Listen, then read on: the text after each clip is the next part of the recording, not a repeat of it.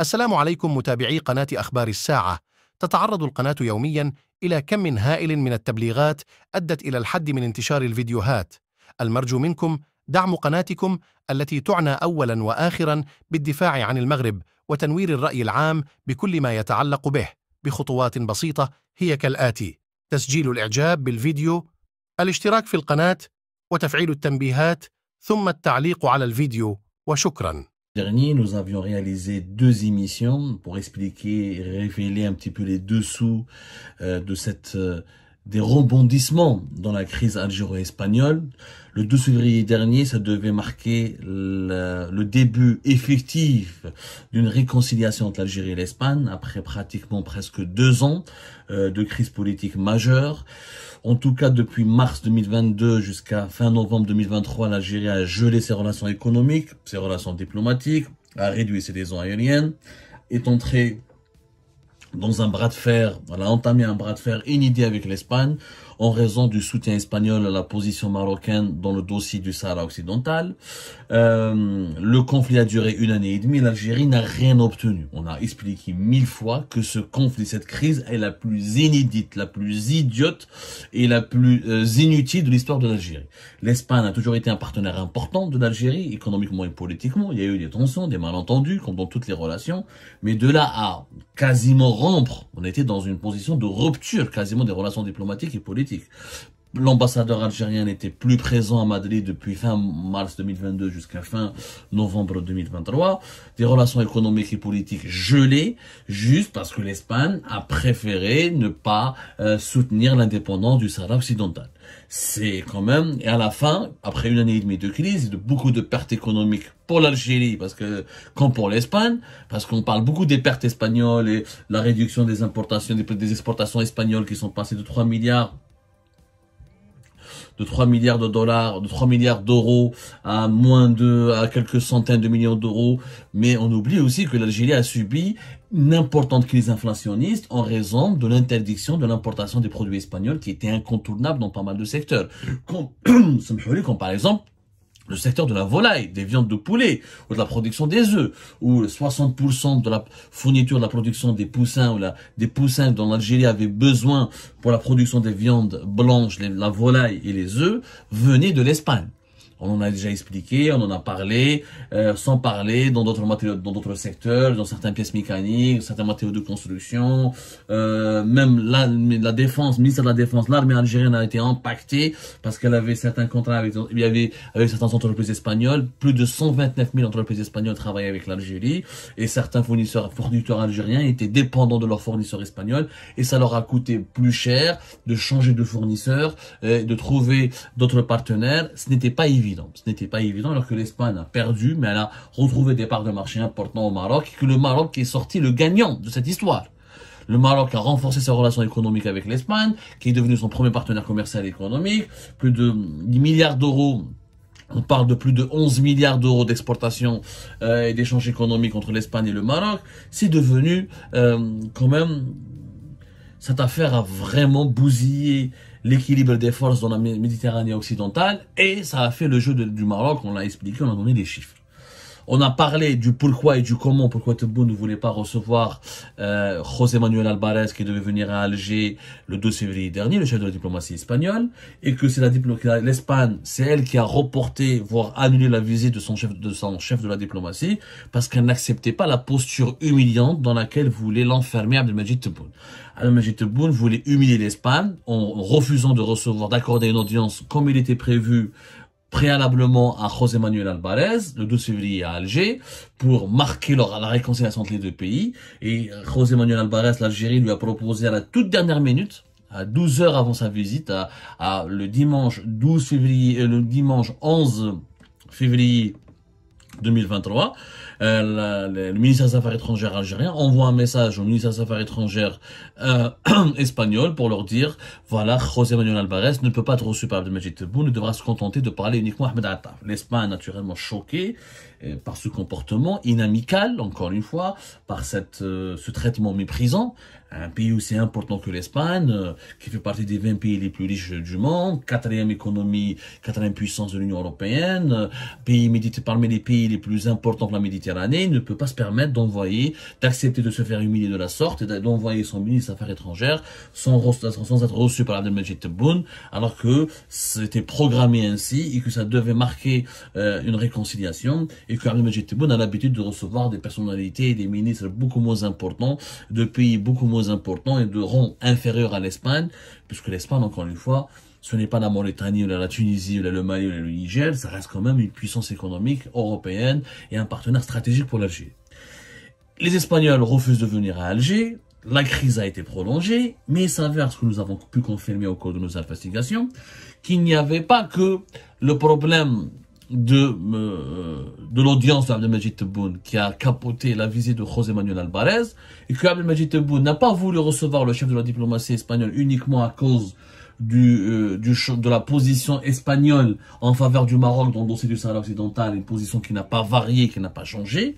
En réalité, l'autre prétexte que Abdelmadjid Tebboune a utilisé pour manifester sa colère à l'encontre de l'Espagne, et vous allez être encore plus étonnés, c'est que le 8 février 2024, savoir avant sa venue programmée à Alger, José Manuel Alvarez était à Abu Dhabi, chez les Émiratis.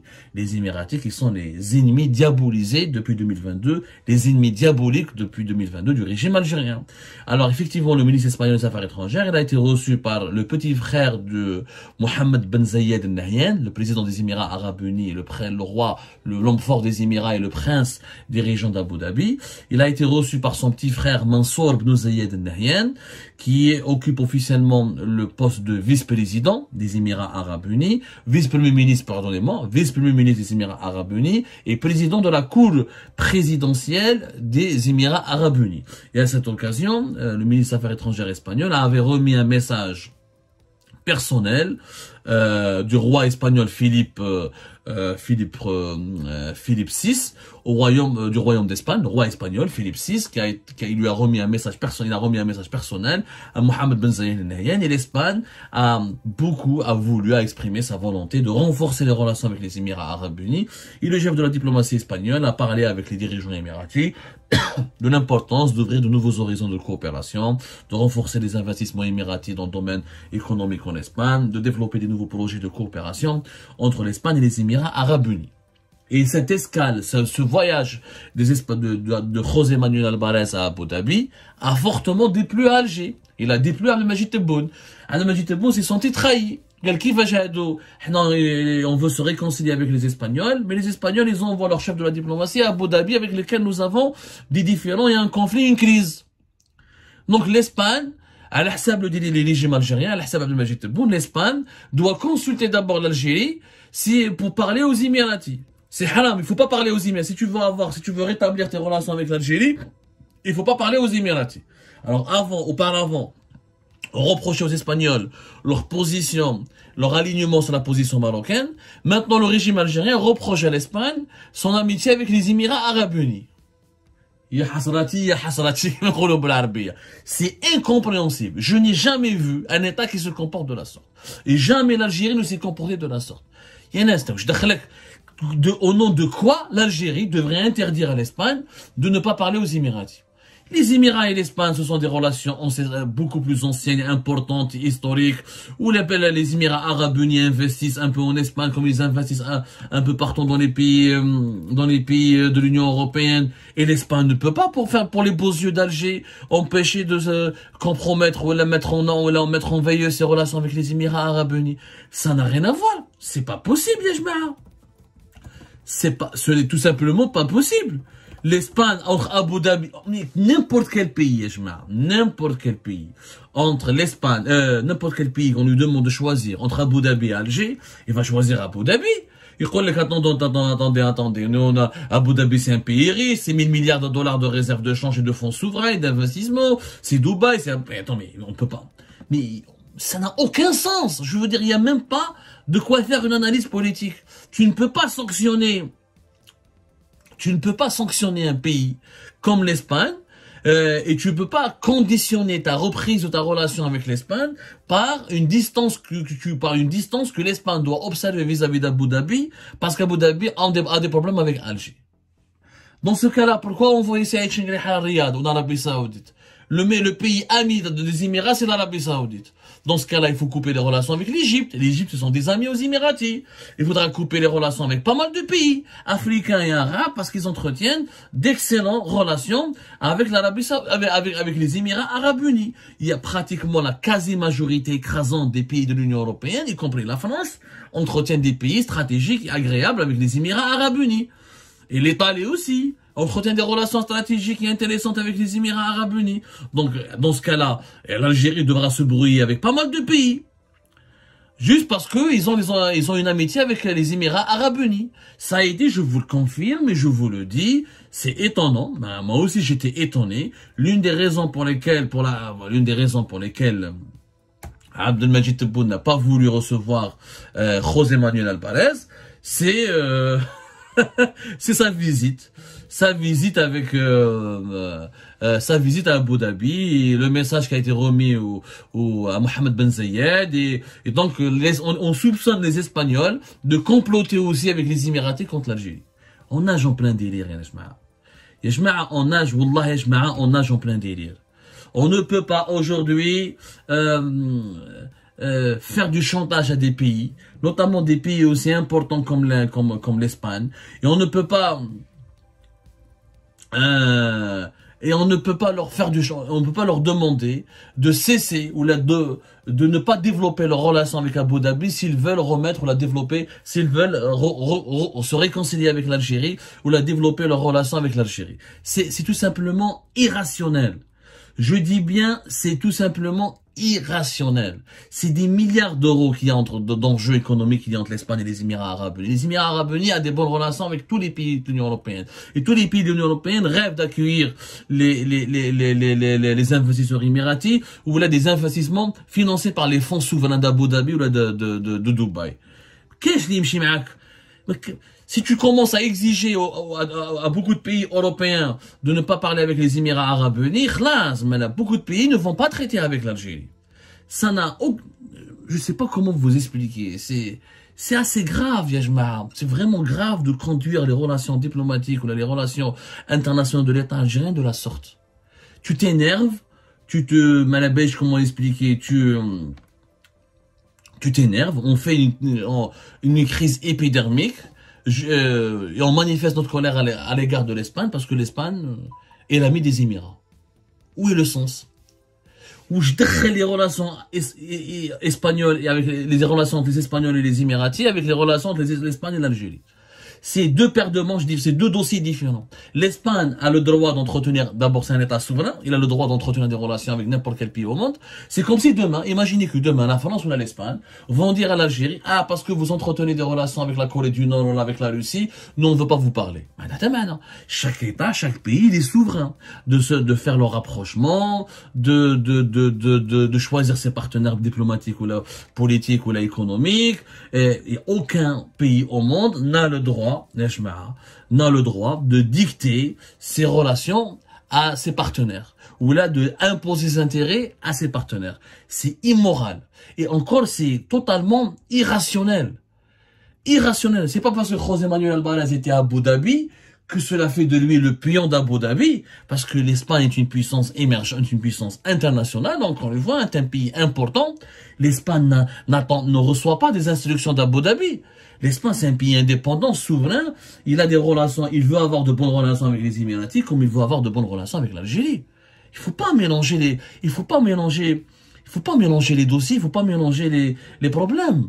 C'est pas parce que l'Algérie a des problèmes avec les Émiratis que tous les pays qui entretiennent des bonnes relations avec les Émiratis doivent faire plaisir à l'Algérie et rompre ses relations avec les Émiratis. C'est-à-dire l'Algérie a dit la Chine, ou Washington, ou la première puissance au monde. Les habna, mais nos ennemis. Ça n'a aucun sens. Ça n'a aucun sens ce qui a été fait.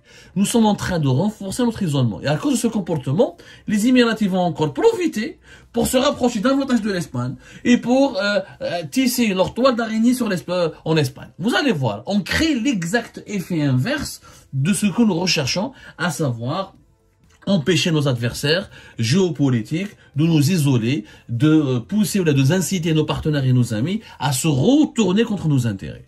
C'est tout simplement catastrophique ce qui se passe. Cette gestion des affaires diplomatiques de l'Algérie est catastrophique.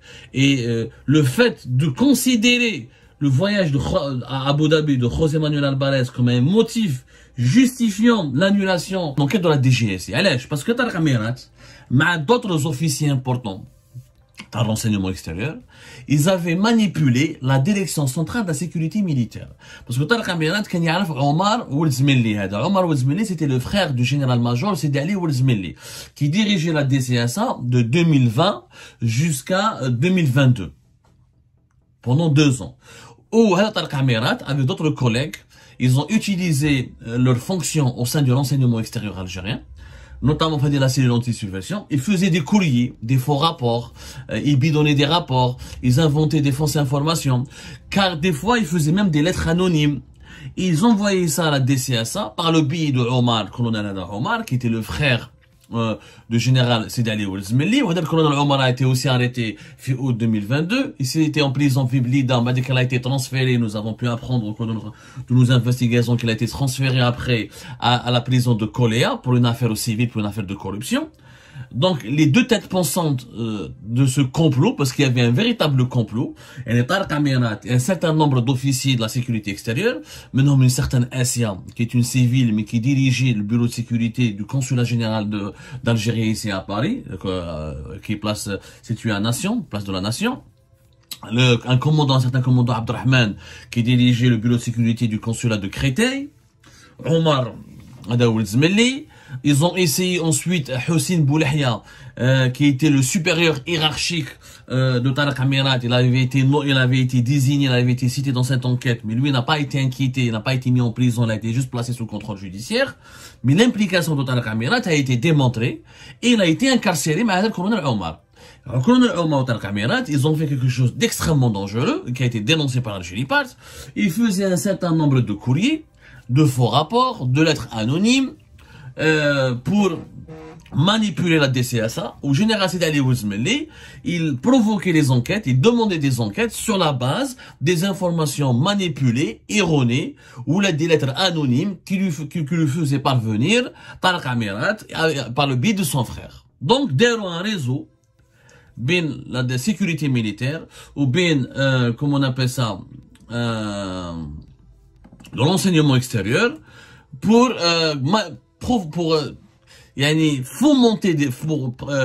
préfabriquer des dossiers et fomenter des enquêtes sur des responsables politiques ou les militaires de l'État algérien afin de provoquer leur chute. Il provoque des enquêtes pour que la DCSA enquête sur des colonels, sur des généraux, ou même sur des membres du gouvernement, ou même sur des conseillers d'Abdel Majid Tebboune, ou Saïd Chengreh à son cabinet recevait ensuite des rapports basés sur ces informations manipulées, sur ces rapports bidonnés et élaborés juste dans le but de nuire à des adversaires politiques, ou à des officiers, ou à des personnalités politiques qui gênaient les intérêts de ce clan. Parce que derrière un clan, Tarek Amirat, le colonel Omar, derrière un clan, un réseau, ils étaient en train de comploter. Ou finalement, il s'est avéré que ces complots ont mis en danger le palais présidentiel. C'était la personne des membres de la famille de Abdelmajid Tebboune, ses propres conseillers étaient ciblés par les manœuvres de complot ourdies par Tarek Amirat avec la complicité de Sidi Ali Ouelzmili. Arrestation, emprisonnement, et le dossier a été remis à la justice militaire de Blida. De août 2022, quand l'affaire, il fallait juste programmer le procès. Le procès était prévu hier, le 13 février 2024.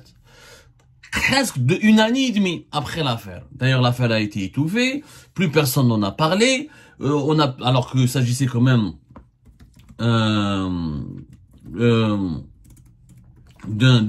des accusations sont extrêmement graves. Je dis bien extrêmement grave.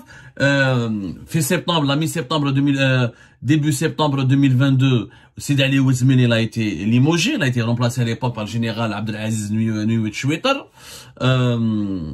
alors que son frère était en prison. Lui, il avait été impliqué, il se retrouve sur le banc des accusés, parce qu'on l'avait accusé de vouloir, d'avoir couvert les agissements de ces comploteurs, d'avoir été l'un de leurs complices, parce que des enquêtes et des rapports ont été rédigés, des rapports accablants contre certaines personnalités, dont des conseillers importants de Tebboune et dont certains généraux officiers qui entretenaient des relations personnelles compliquées avec les officiers comploteurs ont été rédigés, des rapports ont été rédigés, et c'est des rapports vraiment accablants et qui auraient pu obliger ou la contraindre la justice militaire à prononcer des placements en détention provisoire, par exemple. Donc, c'était des manœuvres de déstabilisation extrêmement dangereuses. L'affaire Habset, le procès devait commencer demain, hier plutôt, le 13 février 2024. 24 heures après ce procès, il dit Hicham Aboud, qui n'a pas de source, qui n'a plus de source, qui n'a plus de contact avec des sources bien informées au sein du régime algérien, étant donné qu'il est exilé au Maroc, il vit à Casablanca, et qu'il adopte lui-même un discours très pro-marocain où c'est libre à lui à la kulli hal, sauf que l'appel comme en Algérie, les sources sécuritaires, etc., ne communiquent pas ou ne nous donnent pas des informations à quelqu'un qui mahroug. Mahroug, خلاص, عايش في Casablanca, il demande la nationalité marocaine, connaissons bien le fonctionnement des autorités du régime algérien, même les gens qui sont à l'intérieur et qui sont opposés à ce régime, ils ne vont jamais s'aventurer à donner des informations à Hicham Aboud. D'ailleurs, ces derniers temps, vous voyez les informations de Hicham Aboud, toutes des fake news. Il a défendu Farid Zinedine Benchir, patron de la police. Tout ce qui est contre, par exemple, les services secrets ou les institutions militaires, il les défendait. Il a transformé Farid Zinedine Benchir en un héros. Il met les enfants de guerre, les fake news. Une fois que le fils de Gaïs Salah a été arrêté, alors qu'il n'a même pas été retrouvé. Des fake news parce qu'on a des sources. Sauf que, le 12 février 2024, il publie une vidéo dans laquelle il dit qu'il y a un procès, tel qu'on en a dans la caméra, que le témoin de ce procès, il donne des informations qui sont vraies. Et c'est vrai que le principal témoin de ce procès, c'est l'ex-consul d'Algérie à Alicante, le colonel, le colonel Bou'alam Ben Nasser, et dont je vais vous rappeler que nous avons déjà